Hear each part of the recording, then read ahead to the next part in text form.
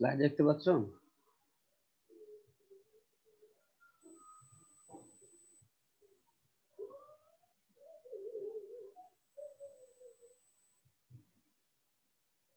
Response করো, slide দেখা যায়?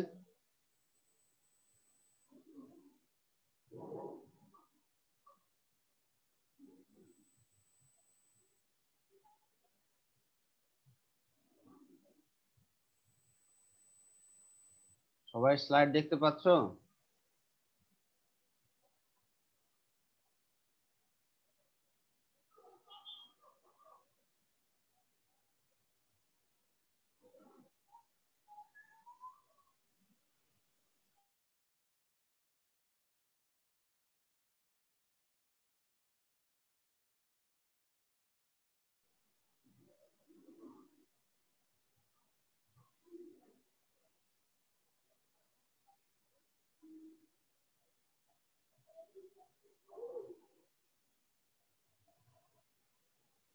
সবাই স্লাইড দেখতে পাচ্ছ?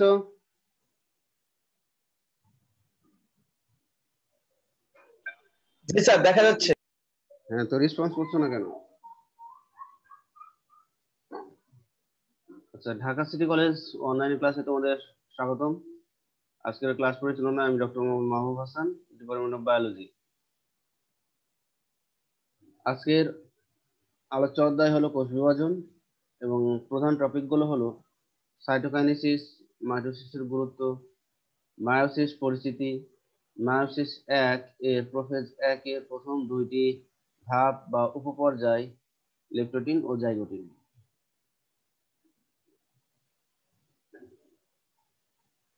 রেফারেন্স বুকগুলো হলো আমরা যে বইগুলো সাধারণত নিয়ে থাকি তাদের নামগুলো দেওয়া হলো, এবং আজকের স্লাইড তৈরিতে ঢাকা সিটি কলেজ জীববিজ্ঞান বিভাগের সকল সহকর্মীকে আন্তরিক কৃতজ্ঞতা জানাচ্ছি।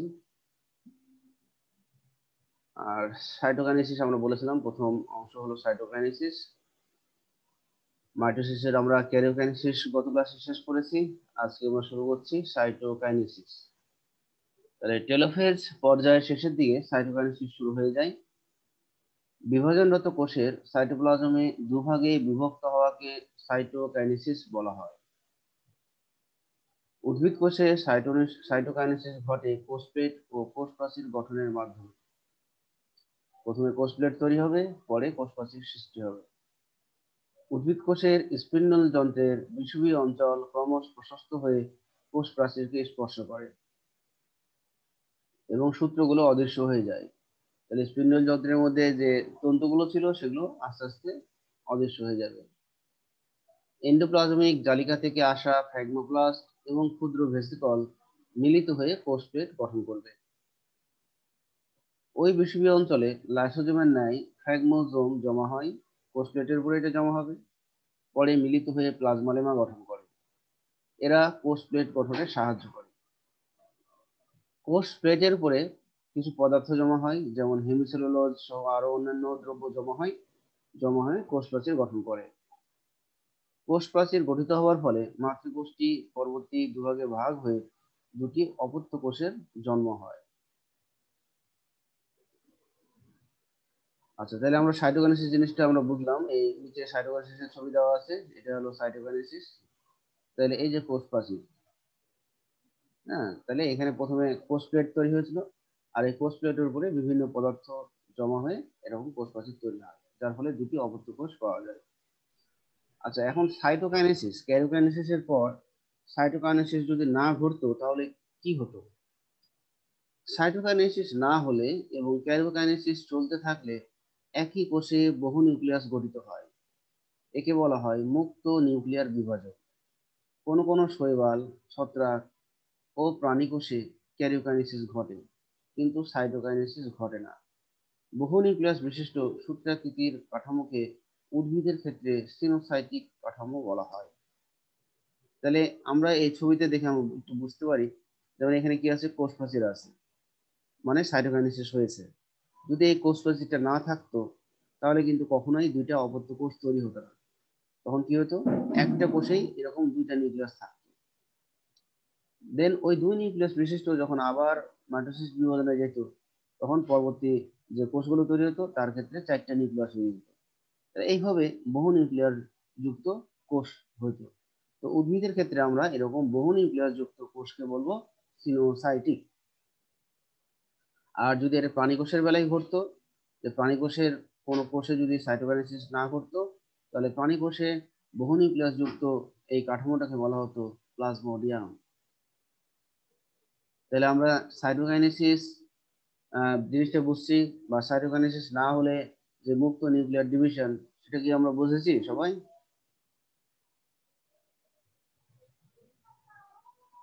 রেসপন্স করো। আমরা সাইটোকাইনেসিস জিনিসটা জি বুঝেছি, স্যার, বুঝতে পারছি। আর মুক্ত নিউক্লিয়ার ডিভিশন। জি স্যার, মোটামুটি বুঝতে পারছি। আচ্ছা, থ্যাংক ইউ। পরে কিন্তু আমি ক্লাস শেষে সময় থাকলে ধরবো কিন্তু। এবার আমরা আসবো মাইটোসিসের গুরুত্ব বা তাৎপর্য বা প্রয়োজনীয়তা। 1 নম্বর হলো দেহ গঠন ও দৈহিক বৃদ্ধি। তাহলে বহুকোষী জীবের জাইগোট নামক একটি মাত্র কোষের মাইটোসিস বিভাজনের মাধ্যমে বহুকোষী দেহ গঠিত হয়, ফলে জীবের দৈহিক বৃদ্ধি ঘটে। তাহলে আমরা যখন মায়ের পেটে যখন যে জাইগোটটা তৈরি হয়, সেই জাইগোটটা আস্তে আস্তে বিভাজিত হয়। প্রথমে জাইগোট একটা কোষ থাকে, এবং এই একটা কোষ, একটা মাত্র জাইগোট হলো একটা ডিপ্লয়েড কোষ। এই ডিপ্লয়েড কোষটা বারবার মাইটোসিস বিভাজনের মাধ্যমে বিভাজিত হয়ে আমাদের বহুকোষী দেহ গঠন করে, এবং এইভাবে আমরা বৃদ্ধি পাই। জননাঙ্গ গঠন ও জনন কোষের সংখ্যা বৃদ্ধি। মাইটোসিসের ফলে বহুকোষী জীবের জননাঙ্গ গঠিত হয়। জননাঙ্গ গুলো কি? যদি পুরুষ হয় শুক্রাশয়, আর স্ত্রী হলে ডিম্বাশয়। তাহলে এই জননাঙ্গ গুলো গঠিত হয় মাইটোসিসের মাধ্যমে। এর ফলে বংশবৃদ্ধি ক্রমধারা বজায় থাকে। জনন কোষের সংখ্যা বৃদ্ধি করতে হলে এই প্রক্রিয়া আবশ্যক। নিউক্লিয়াস ও সাইটোপ্লাজমের ভারসাম্য রক্ষা। সাইটোপ্লাজমে অবস্থিত বিভিন্ন অঙ্গাণুর রাসায়নিক উপাদানের সাহায্যে নিউক্লিয়াস কোষের বিপাক ক্রিয়া নিয়ন্ত্রণ করে থাকে মাইটোসিস প্রক্রিয়ায়। কোষ বিভাজনের ফলে প্রতিটি কোষে নিউক্লিয়াস ও সাইটোপ্লাজমের মধ্যে নিয়ন্ত্রণগত ভারসাম্য রক্ষিত হয়। পরিমাণগত বা নিয়ন্ত্রণগত ভারসাম্য রক্ষিত হয়।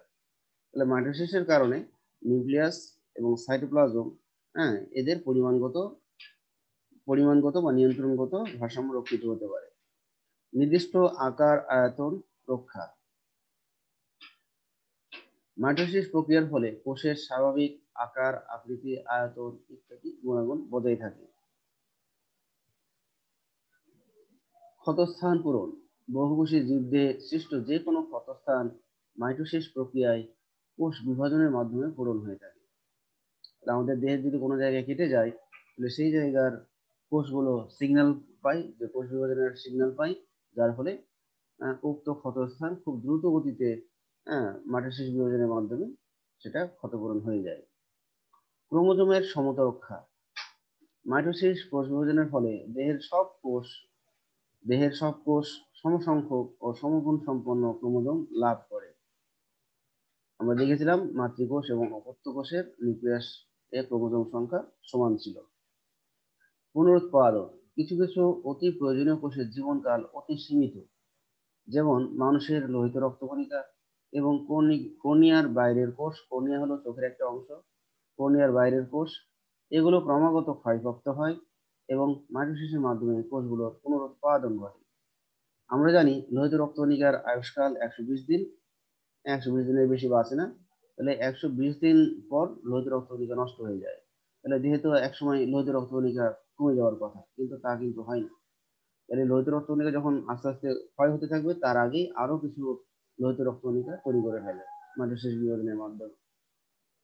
ক্রমাগত ক্ষয়পূরণ। জীবদেহে কিছু কিছু কোষ আছে যাদের আয়ুষ্কাল নির্দিষ্ট। এদের মৃত্যু ঘটলে মাইটোসিসের মাধ্যমে ক্রমাগত ওইসব কোষের ক্ষয়পূরণ ঘটে।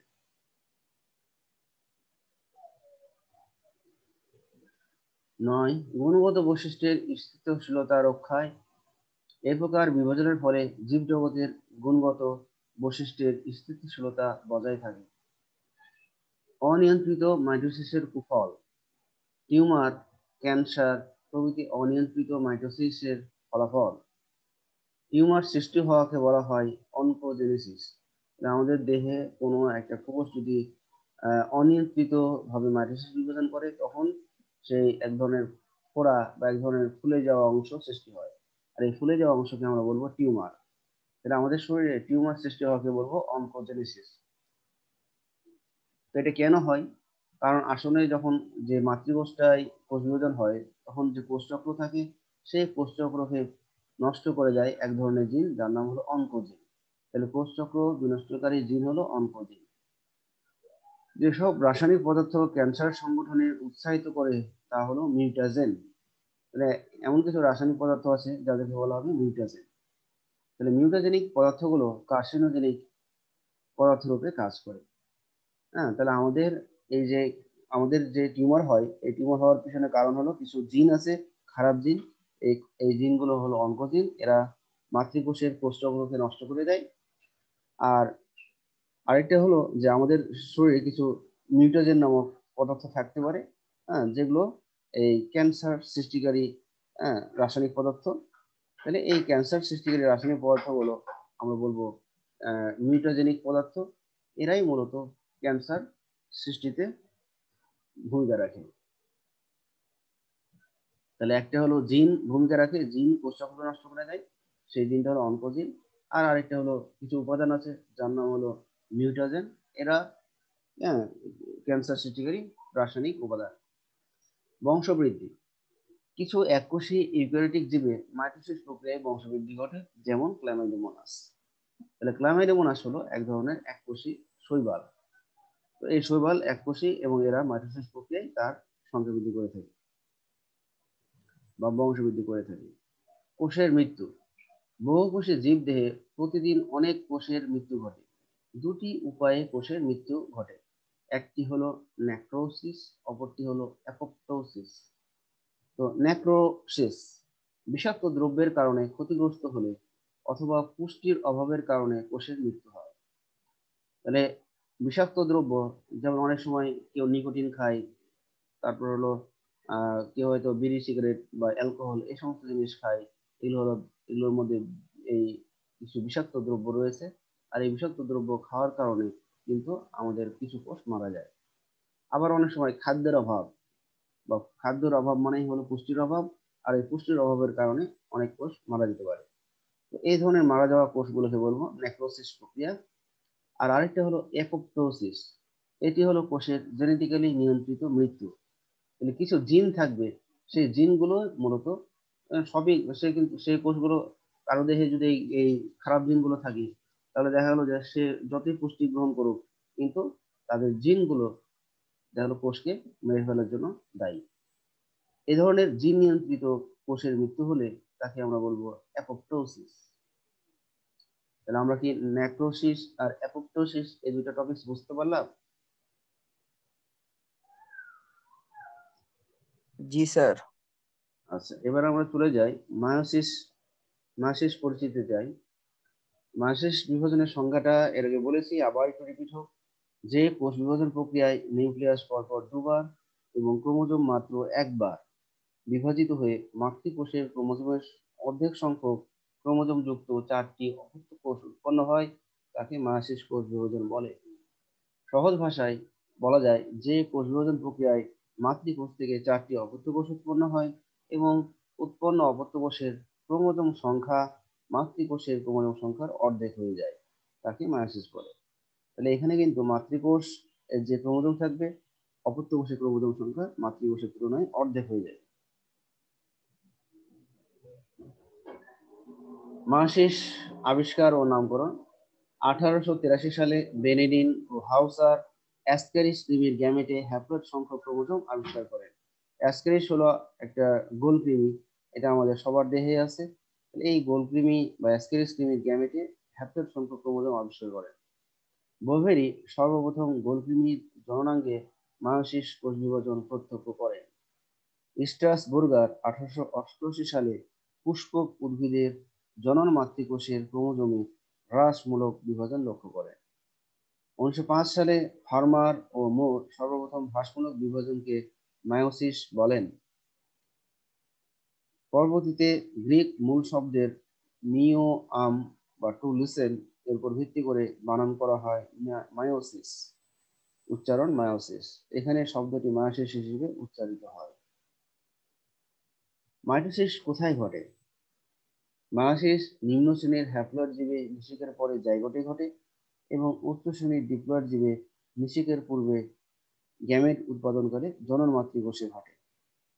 যেমন আমাদের ক্ষেত্রে আমরা আমরা আমাদের দেহটা হলো ডিপ্লয়েড, আমাদের দেহ ডিপ্লয়েড, আমাদের যখন বসন্তকালীন হয় তখন এই ডিপ্লয়েড জনন মাতৃকোষ মাসিক বিভাজন প্রক্রিয়ায় শুক্রাণু আর মেয়েদের ক্ষেত্রে ডিম্বাণু উৎপন্ন করে, তাহলে তখন কিন্তু মায়োসিস হচ্ছে। কিন্তু যখন যে সমস্ত এক নিম্ন শ্রেণীর উদ্ভিদ যারা পুরুষও হ্যাপ্লয়েড এবং স্ত্রী উদ্ভিদও হলো হ্যাপ্লয়েড, এবং তারা এই হ্যাপ্লয়েড পুরুষ যখন শুক্রাণু উৎপন্ন করে সেটাও হ্যাপ্লয়েড থাকে, আবার হ্যাপ্লয়েড স্ত্রী যখন ডিম্বাণু উৎপন্ন করে সেটাও হ্যাপ্লয়েড চলে। দেন এই যারা হ্যাপ্লয়েড জীব তাদের ক্ষেত্রে শুক্রাণু আর ডিম্বাণু যখন মিলিত হয় তখন হয় জাইগোট। দেন এরকম হ্যাপ্লয়েড জীবের ক্ষেত্রে জাইগোটে মাসিক বিভাজন ঘটে। জাইগোট যেহেতু ডিপ্লয়েড, এই জন্য এই ডিপ্লয়েড জাইগোট তখন মাসিক বিভাজনের মাধ্যমে আবার হ্যাপ্লয়েড কোষ সৃষ্টি করে। এইভাবে নিম্ন শ্রেণীর উদ্ভিদে জাইগোটে মায়োসিস ঘটে। মায়োসিস কখনোই হ্যাপ্লয়েড কোষে ঘটে না। কেন মায়োসিস কখনো হ্যাপ্লয়েড কোষে ঘটে না, এর এই ব্যাখ্যা আমরা মায়োসিস বিভাজন শেষ হলে দিব। মায়োসিসের বৈশিষ্ট্য। ডিপ্লয়েড জীবে মায়োসিস সাধারণত জনন মাতৃকোষে সংঘটিত হয়। এ ধরনের কোষ বিভাজনে নিউক্লিয়াস দুবার বিভাজিত হয়, কিন্তু ক্রোমোজোম মাত্র একবার বিভাজিত হয়। ফলে উৎপন্ন অপত্য কোষে ক্রোমোজোম সংখ্যা মাতৃকোষের ক্রোমোজোম সংখ্যার অর্ধেক সংখ্যক হয়। প্রোফেজ 1 দীর্ঘস্থায়ী বিধায় একে 5টি উপপর্যায়ে ভাগ করা হয়।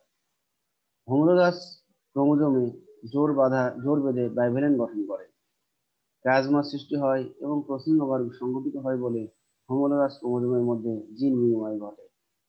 একটি মাতৃকোষ থেকে 4টি অপত্য কোষ উৎপন্ন হয়।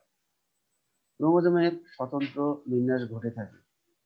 ক্রসিং ওভার ও ক্রোমোজোমের স্বতন্ত্র বিন্যাস ঘটে বলে এই প্রক্রিয়ায় উৎপন্ন কোষগুলো কখনো মাতৃকোষের সমগুণ সম্পন্ন হয় না। মায়োসিস শেষে উৎপন্ন নতুন কোষে নতুন 4টি বৈশিষ্ট্যের আবির্ভাব ঘটে। এই ছিল মায়োসিসের বৈশিষ্ট্য। এবার আমরা যাব মায়োসিসের আউটলাইন। মায়োসিস এটা হলো কোষ বিভাজনের নাম। মায়োসিসকে আমরা দুইটা অংশে ভাগ করব, একটা হলো মায়োসিস 1 আর একটা হলো মায়োসিস 2। আর এই মায়োসিস 1 এবং মায়োসিস 2 এর মাঝখানে যে বিশ্রাম দশা বা গ্যাপ, এটাকে আমরা বলবো ইন্টারকাইনেসিস। হ্যাঁ, এটা মায়োসিস 1 এবং মায়োসিস 2 এর মধ্যবর্তী একটা বিশ্রাম দশা, যার নাম ইন্টারকাইনেসিস।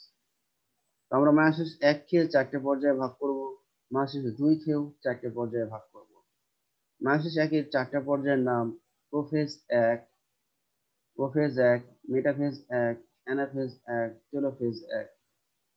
টেলোফেজ 2টা এখানে চলে এসেছে, এটা হবে আসলে এখানে। এটা ঠিক করতে হবে। ঠিক মায়োসিস 2 এরও 4টে পর্যায়, প্রোফেজ 2, মেটাফেজ 2, অ্যানাফেজ 2, আর এটা হবে টেলোফেজ 2। এটা হলো মায়োসিস 2 এর অংশ। মায়োসিস 1 এরও 4টে পর্যায়, মায়োসিস 2 এরও 4টে পর্যায়।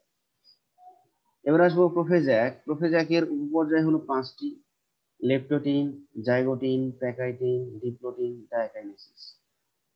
মায়োসিস 1 এর প্রোফেজ 1 পর্যায়কে আমরা 5টা উপপর্যায়ে ভাগ করছি। আমরা আজকে প্রথম 2টা উপপর্যায় পড়ব, 1 নম্বর লেপ্টোটিন আর 2 নম্বর জাইগোটিন। এই 2টা উপপর্যায় আমরা আজকে পড়ব। চিত্রে মায়োসিসের রূপরেখা সবাই খেয়াল করো, বাম সাইডে আমরা একটা দিয়েছি জনন মাতৃকোষ। জনন মাতৃকোষের ভিতরে এটা হলো নিউক্লিয়াস, আর নিউক্লিয়াসের ভিতরে আমরা দেখতে পাচ্ছি 4টা ক্রোমোজোম। ঠিক আছে, তাহলে এখানে 2টা কালো আর 2টা হলো একটু ম্যাজেন্টা টাইপের। তো এই 2টা কালো, এটা হলো ধরে নেই আমরা পিতা থেকে আসছে, আর রঙিনটা হলো মাথা থেকে এসেছে। ঠিক আছে, তো এই সমস্ত ক্রোমোজোম গুলোকে বলা হয় কি হোমোলোগাস ক্রোমোজোম। কি ক্রোমোজোম? Homologous chromosome. আমরা যখন মায়োসিস পড়বো তখন হোমোলোগাস ক্রোমোজোম জিনিসটা কি এটা বুঝতে হবে। হোমোলোগাস ক্রোমোজোম হলো পিতা এবং মাতা হতে আগত ক্রোমোজোম দ্বয়, হ্যাঁ, যাদের আকৃতি একই, লোকাসও একই, কিন্তু লোকাসে অবস্থানকারী জিন একই রকম হতে পারে বা ভিন্ন রকম হতে পারে, তখন তাকে আমরা বলবো হোমোলোগাস ক্রোমোজোম। আমি আবার বলি, তাহলে কি বললাম যে হোমোলোগাস ক্রোমোজোম কাকে বলবো আমরা? পিতা হতে এবং মাতা হতে আগত ক্রোমোজোম গুলো যাদের আকার এবং আকৃতি একই থাকবে। এবং লোকাস, লোকাস মানে তোমরা বুঝো যে ক্রোমোজোমের যে স্থানে জিন থাকে, লোকাসের অবস্থানও একই থাকবে, কিন্তু লোকাসে যে জিনগুলো থাকবে সেই জিনগুলো একই রকম হতে পারে বা ভিন্ন রকম হতে পারে। ক্লিয়ার? তাহলে হোমোলোগাস ক্রোমোজোম কি তোমরা সবাই বুঝেছো? হোমোলোগাস ক্রোমোজোম কাকে বলে?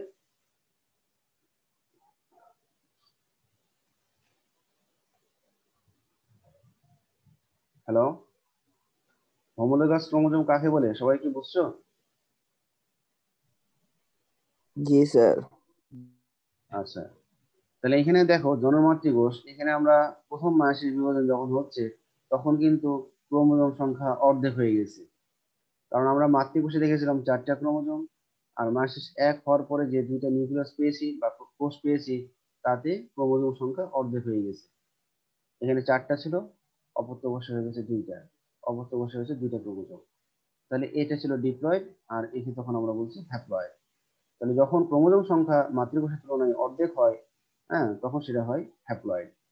মাতৃকোষ ছিল ডিপ্লয়েড, অপত্য কোষ হয়ে গেছে হ্যাপ্লয়েড। মাইসিস 1 থেকে যখন মাইসিস 2 এর ফলে আবার আমরা 2 2 4টা কোষ পাচ্ছি, এবং সেই কোষগুলোতে ক্রোমোজোম সংখ্যা কিন্তু একই আছে। মাইসিস 1 এ যে অপত্য কোষ ছিল সেখানে যে ক্রোমোজোম ছিল, এবং মাইসিস 2 এর যে অপত্য কোষ সেখানে ক্রোমোজোম সংখ্যা কিন্তু একই। তাহলে মাইসিস 2 এর যে বিভাজনটা, এটা অনেকটা মাইটোসিসের মতো। এখানে হ্যাঁ ক্রোমোজোম সংখ্যা কমে না, একই থাকে। ঠিক আছে? তাহলে এইভাবে আমরা মায়োসিসের মাধ্যমে 4টি হ্যাপ্লয়েড কোষ পাবো। এই যে নিচে দেওয়া আছে, মায়োসিস 1 হলো হ্রাসমূলক বিভাজন ও মায়োসিস 2 হলো সমীকরণিক বিভাজন। মায়োসিস 2 সমীকরণিক বিভাজন কাকে বলা হচ্ছে? মাইটোসিসকে। এই জন্য আমরা বললাম মায়োসিস 2 এর বিভাজনটা অনেকটা মাইটোসিসের মতো। আমরা এবার আসি মায়োসিস 1। বলেছিলাম 4টা পর্যায় রয়েছে, prophase 1, metaphase 1, anaphase 1, telophase 1। Prophase 1, meiosis 1 এর প্রথম পর্যায় হলো প্রোফেজ 1। এই পর্যায়টি অনেক জটিল ও তুলনামূলক দীর্ঘ। একে 5টি উপপর্যায়ে বিভক্ত করা হয়েছে। উপপর্যায়গুলো leptotene, zygotene, pachytene, diplotene, diakinesis. তো আমরা প্রথম উপপর্যায় লেপ্টোটিনে ফিরে যাব। তাহলে এটা হলো লেপ্টোটিন। সবাই ছবিটা ভালো করে খেয়াল করো। লেপ্টোটিনে আমরা বাইরে যে আবরণটা দেখাইছি সেটা হলো কোষ প্রাচীর। কোষ প্রাচীরের নিচের যে লেয়ার সেটা হলো প্লাজমা মেমব্রেন। তারপর ভিতরে সাদা অংশ সাইটোপ্লাজম, ভিতরের গোল অংশ এটা হলো নিউক্লিয়ার পর্দা। আর নিউক্লিয়ার পর্দার ভিতরে যে অংশগুলো আছে এগুলো হলো ক্রোমোজোম। ক্রোমোজোমের মাঝখানে গোল একটা অংশ আমরা দেখতে পাবো, সেটা হলো সেন্ট্রোমিয়ার। আর ক্রোমোজোমের সাথে একটা কালো ছোট গোলাকার একটা অংশ রয়েছে, সেটা হলো নিউক্লিওলাস। আর ক্রোমোজোমের গায়ে আমরা আরো কিছু অংশ দেখতে পাচ্ছি, গোল গোল পুঁথির দানার মতো গঠন, এগুলোকে বলতেছি আমরা ক্রোমোমিয়ার। আচ্ছা, এখন আমরা বর্ণনায় যাই। তাহলে এখানে কি হবে? নিউক্লিয়াসের পানি বিয়োজনের মাধ্যমে শুরু হয় লেপ্টোটিন উপপর্যায়। এটা নিউক্লিয়াস, এই নিউক্লিয়াস থেকে পানি কমে যাবে বা পানি ডিহাইড্রেটেড হবে, যেটাকে আমরা বলি ডিহাইড্রেশন। তাহলে পানি কমে যাবে, পানি কমে যাওয়ার কারণে এই লেপ্টোটিন উপপর্যায় শুরু হয়ে যায়। তাহলে ক্রমাগত পানি বিয়োজনের ফলে চিকন সুতার ন্যায় যে ক্রোমাটিন তন্তু, মূলত আসলে প্রথমে এগুলো কি ছিল? ক্রোমাটিন তন্তু, আমরা একে ক্রোমোজোম বলতে পারি। তাহলে চিকন সুতার ন্যায় ক্রোমোজোম গুলো ক্রমান্বয়ে সংকুচিত ও পুরু হতে থাকে এবং অধিকতর রঞ্জক ধারণ ক্ষমতা লাভ করে। তাহলে এগুলো কিন্তু প্রাথমিক অবস্থায় লম্বা সরু সুতার মতো ছিল, কিন্তু যেহেতু পানি কমে যাচ্ছে বা পানি বিয়োজন হচ্ছে, ফলে এরা আস্তে আস্তে সংকুচিত হবে, মোটা হবে, খাটো হবে। হুম, এবং এরা অধিক রঞ্জক ধারণ ক্ষমতা সম্পন্ন হবে, তখন এদেরকে আমরা বলতে পারি ক্রোমোজোম। এই উপপর্যায়ে ক্রোমোজোম গুলো আলোক অনুবীক্ষণ যন্ত্রে দৃষ্টিগোচর হয় এবং ক্রোমোজোমে বহু সংখ্যক ক্রোমোমিয়ার লক্ষ্য করা যায়। যেহেতু পানি কমে যাচ্ছে এবং রঞ্জক ধারণ ক্ষমতা লাভ করছে, এই জন্য আমরা যদি আলোক অনুবীক্ষণ যন্ত্রে এদেরকে দেখি তাহলে সহজে আমরা বুঝতে পারবো। হ্যাঁ, এবং আমরা ক্রোমোজোমের গায়ে দেখবো এরকম পুঁথির দানার মতো কিছু গোলাকার অংশ রয়েছে, এগুলোর নাম হলো ক্রোমোমিয়ার। এটা ক্রোমোজোমের গায়ে লেগে থাকবে। নিউক্লিয়ার পর্দা, এটা হলো নিউক্লিয়ার পর্দা। নিউক্লিওলাস, সুস্পষ্ট বিদ্যমান থাকে। ক্রোমোজোমগুলো অবিভক্ত ও দীর্ঘ থাকে। হ্যাঁ, ক্রোমোজোমগুলো অবিভক্ত ও দীর্ঘ থাকে। পানি বিয়োজন ও ক্রোমোজোম সংকোচন চলতে থাকে।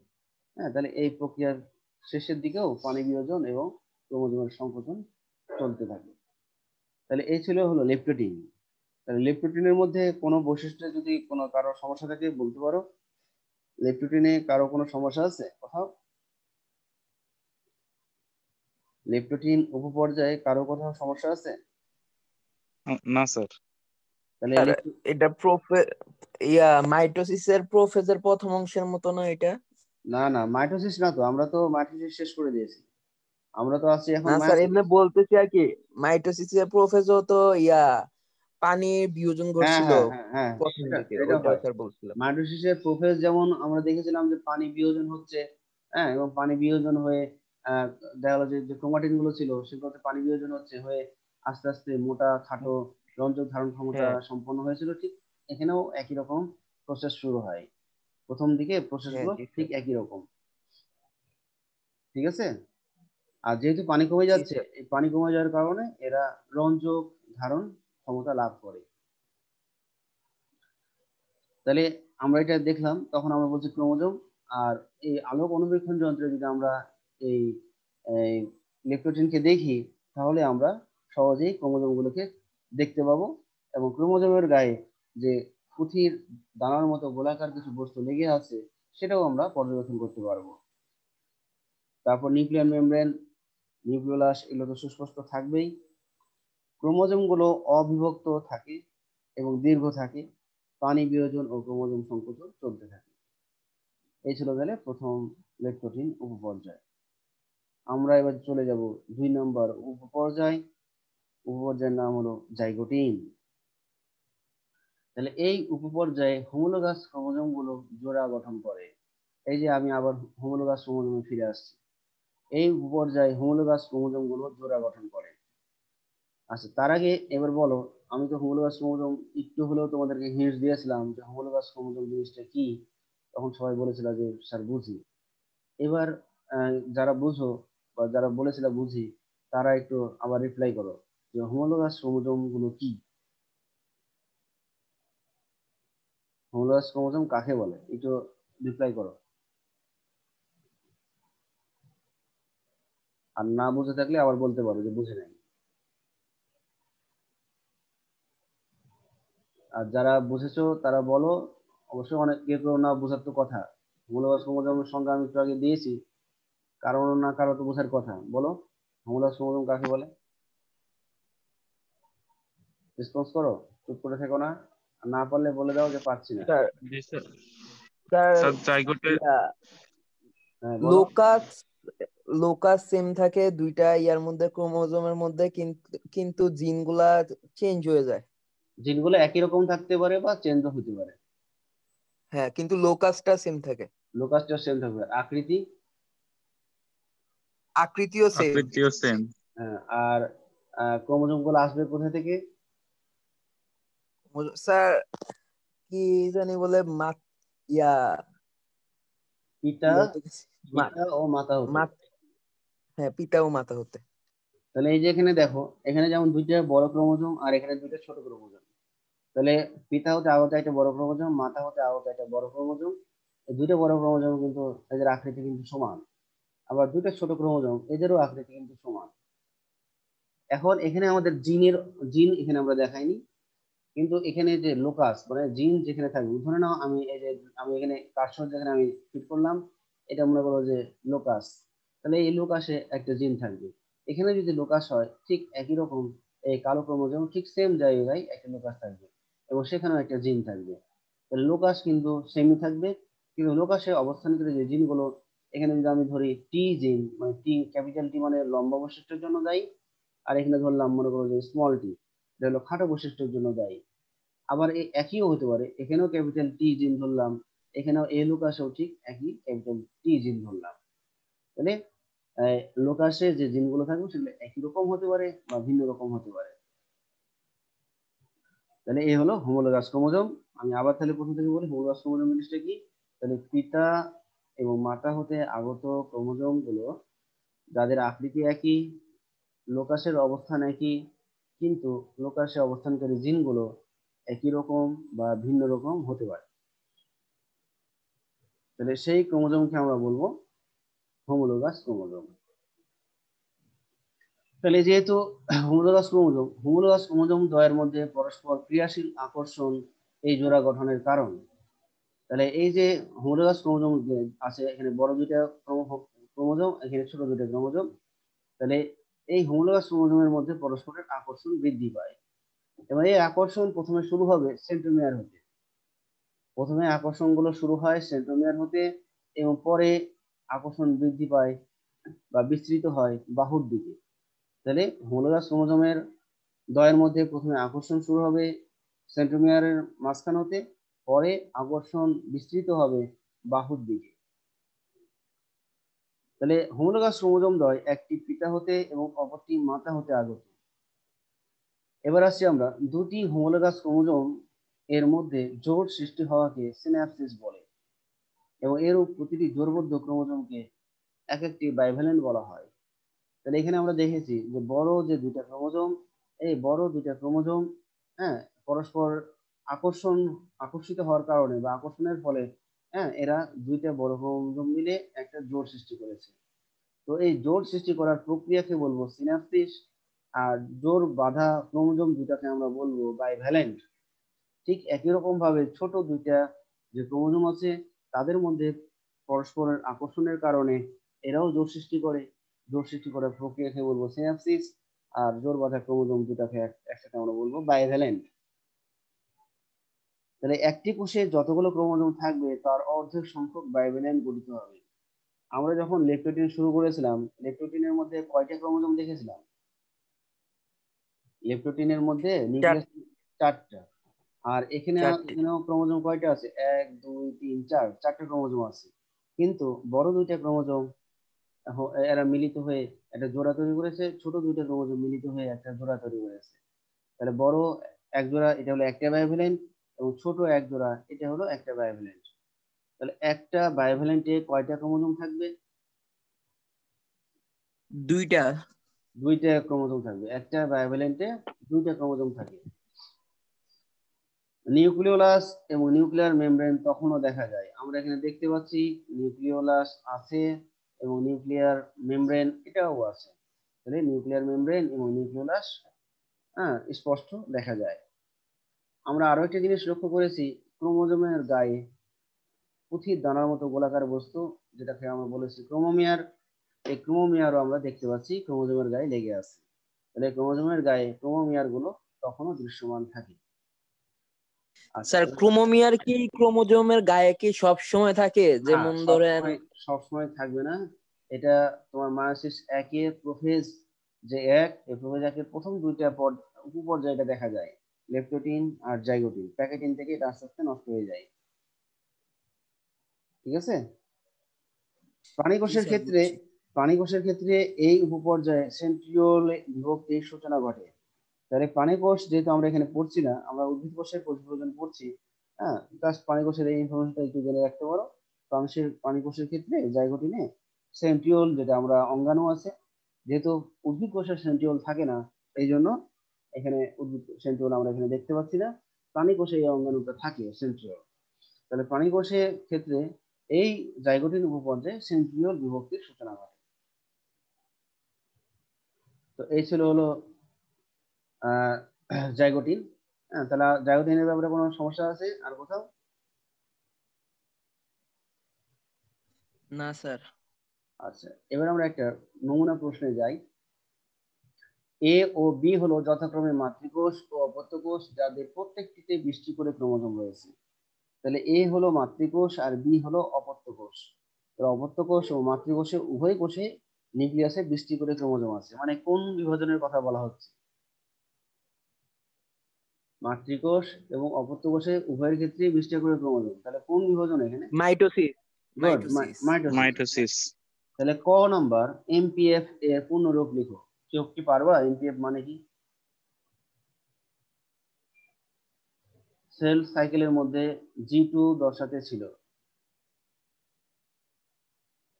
এটা একটা প্রোটিন এমপিএফ। মনে পড়ছে না? Maturation promoting factor. তাহলে পুনরূপ কি? Maturation promoting factor. ঠিক আছে। সাইটোকাইনেসিসের গুরুত্ব লিখো। এবার আসছি আমরা সাইটোকাইনেসিসের গুরুত্ব। তাহলে সাইটোকাইনেসিস এর গুরুত্ব আমরা কি লিখব? আমরা তো ওখানে বলেছিলাম সাইটোকাইনেসিস পড়ানোর সময় আজকে পড়লাম যে মাতৃকোষে যখন নিউক্লিয়াসের বিভাজন হয়ে যায় তারপরে যদি সাইটোকাইনেসিস না ঘটে তাহলে কি হবে? দুইটি অপত্য কোষ সৃষ্টি হবে না। হ্যাঁ, এই কারণে সাইটোকাইনেসিসের ফলে সাইটোপ্লাজম দুই অপত্য কোষের সমবিভাজন ঘটে, অঙ্গাণুগুলোর সমবিভাজন ঘটে, যার ফলে দুইটি নতুন অপত্য কোষ তৈরি হয়। এই জন্য সাইটোকাইনেসিসের গুরুত্ব অপরিসীম। দুইটা অপত্য কোষ সৃষ্টির জন্য সাইটোকাইনেসিস এর গুরুত্ব রয়েছে। এবার গ নাম্বার। সাইটোকাইনেসিসের সময়ে কি কোষ প্রাচীরটা তৈরি হয়ে যাবে না? হ্যাঁ হ্যাঁ হ্যাঁ, সাইটোকাইনেসিসের সময় কোষ প্লেট, কোষ প্রাচীর এগুলো সৃষ্টি হবে, যার ফলে দুইটি অপত্য কোষ ভাগ হবে। আর যদি সাইটোকাইনেসিস না হতো তাহলে কোষ প্লেটও তৈরি হতো না, কোষ প্রাচীরও তৈরি হতো না, এবং ওই কোষে কয়টা নিউক্লিয়াস থাকতো তখন? দুইটা। তাহলে এই দুই নিউক্লিয়াস বিশিষ্ট কোষ যখন আবার মাইটোসিস বিভাজন করতো, তখন তারা যখন নতুন কোষগুলো তৈরি করতো, তখন সেক্ষেত্রেও সাইটোকাইনেসিস না হলে তাদের মধ্যে নিউক্লিয়াসের সংখ্যা আরো বেড়ে যেত, দুটো থেকে তখন চারটে হয়ে যেত। আচ্ছা, এবার আসি গ। উদ্দীপকের প্রথমোক্ত কোষের সংঘটিত বিভাজনের গুরুত্ব। এটা তো আমরা কোষ বিভাজনের নাম জেনেই ফেলেছি। কোষ বিভাজনের নাম কি? মাইটোসিস, কোষ বিভাজন। তাহলে মাইটোসিস কোষ বিভাজনের গুরুত্ব আমরা কয়েকটা লিখে দেবো। উদ্দীপকে যে কোষ বিভাজনের কথা বলা হয়েছে তার প্রথম তিনটি ধাপের চিহ্নিত চিত্র আঁকো। তাহলে উদ্দীপকের কোষ বিভাজন হলো মাইটোসিস, আর মাইটোসিসের প্রথম তিনটি ধাপ কি কি? Prophase, prometaphase, prometaphase, metaphase. Prometaphase, metaphase. তাহলে ওই প্রথম তিনটা ধাপের নাম লিখলে আরো এক, দেন চিত্রে আছে দুই। তাহলে এইভাবে হলো তোমার 4 হবে, এবং এখানে শুধু চিহ্নিত চিত্রই আঁকতে হবে, কোনো বর্ণনা দেওয়ার দরকার নেই। প্রোফেজ চিত্র লেবেলিং সহ, প্রোমেটাফেজ চিত্র লেবেলিং সহ, মেটাফেজ চিত্র লেবেলিং সহ, তাহলেই হবে। আবার অনেকে এই কোশ্চেন না দেখেই বর্ণনা লেখা শুরু করে। বর্ণনা লিখলেও কোনো মার্কস নাই, না লিখলেও কোনো মার্কস নাই। আর যারা বর্ণনা লিখবা তাদের ক্ষেত্রে এটা মানে বৃথা পরিশ্রম। কাজে প্রশ্ন আগে ভালো করে খেয়াল করবা যে কি চেয়েছে, বর্ণনা চেয়েছে না চাইনি। আর এখানে যদি বলতো যে 3টি ধাপের বর্ণনা করো, তখন কিন্তু চিহ্নিত চিত্র এখানে উল্লেখ ছিল না, বর্ণনা করো বলেছে, তখন তোমাকে চিত্র দিতে হবে প্লাস বর্ণনাও করতে হবে। হ্যাঁ, কারণ এই কিছু কিছু জিনিস আছে যে চিত্র আমরা সরাসরি চাই না, কিন্তু বর্ণনার সুবিধার্থে ওই চিত্রগুলো দরকার। কারণ অনেক সময় দেখা যাচ্ছে যে তোমার বর্ণনা ঠিক মতো হয় নাই, কিন্তু চিত্র লেভেলিং একবারে পুঙ্খানুপুঙ্খ রূপে আছে, তখন পরীক্ষক মনে করে যে চিত্র যেহেতু ঠিক আছে, তাহলে হয়তো এই বর্ণনা লেখার সময় সে হয়তো দু একটা ভুলে যেতে পারে। এই জন্য পরীক্ষক তখন তার মন প্রফুল্ল থাকে, চিত্র আঁকলে মনটা প্রফুল্ল থাকে, এবং চিত্র যেহেতু ভালো, বর্ণনা একটু কম হলেও তখন মার্কসটা পুরোপুরি পাওয়া যায়। তো আজকে আমরা করলাম যে ক্লাসগুলো নিলাম, এই ক্লাসের মধ্যে কারো কোথাও সমস্যা থাকলে বলতে পারবো, এখনো 1.5 মিনিট বা 1 মিনিট একটু বেশি সময় আছে।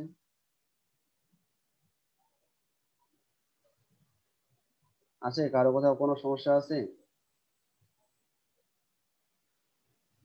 ধরে নাও একটা কোষে নিউক্লিয়াসে ক্রোমোজোম আছে 12টা। তাহলে যখন জাইগোটিন যাবে, জাইগোটিনে নিউক্লিয়াসে বাইভ্যালেন্ট হবে কয়টা? 6টা। 6টা, ঠিক আছে। আর একটা বাইভ্যালেন্ট সমান কয়টা ক্রোমোজোম বলেছিলাম? 2টা। আচ্ছা, একটা ক্রোমোজোমে কয়টা ক্রোমাটিড বাহু থাকে বলো দেখি? 2টা। একটা ক্রোমোজোমে 2টা ক্রোমাটিড থাকে। হ্যাঁ, এটাও ঠিক আছে, একটা ক্রোমোজোমে 2টা ক্রোমাটিড। তাহলে একটা বায়োভ্যালেন্টে যদি 2টা ক্রোমোজোম হয় তাহলে কয়টা ক্রোমাটিড হবে? 4টা। গুড। তাহলে এই জিনিসটা মনে রাখো, একটা বায়োভ্যালেন্ট সমান 2টা ক্রোমোজোম, আর ক্রোমাটিড বললে 4টা। তো ঠিক আছে, আজকের মতো ক্লাস শেষ করছি। সবাই ভালো থাকো। জি স্যার, আসসালামু আলাইকুম। ওয়ালাইকুম আসসালাম।